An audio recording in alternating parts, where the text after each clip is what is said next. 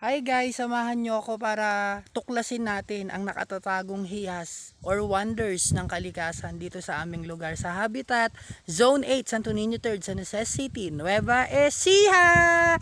At ayan, andito nga po tayo ngayon sa venue kung saan ginaganap ang mga pag-uuling ng ating mga mahal na kababayan. Alam nyo guys, kahit anong gawing bawal ng gobyerno sa pag-uuling, hindi nila mababawal yung mga tao kasi naunawaan natin na yun yung kanilang hanap buhay. Doon sila kumukuha ng source of income nila sa pang-araw-araw. Grabe ba naman sa taas ng presyo ng bilihin ngayon. Hindi natin masisi yung iba kung bakit ganun yung kanilang hanap buhay. At yun lang din yung alam nilang hanap buhay. So, dito guys, makikita nyo yung bakas ng mga pinag-ulingan dyan.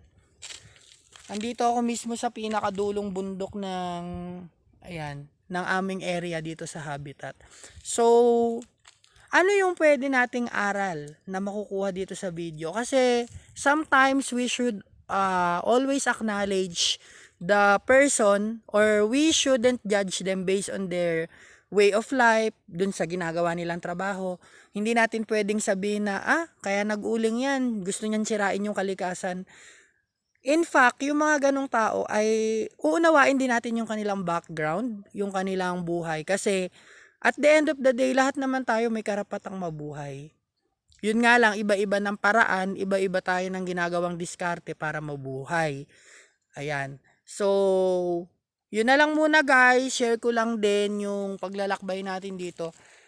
Sa mga susunod na araw, try natin umakyat doon sa ibang area ng bundok dito.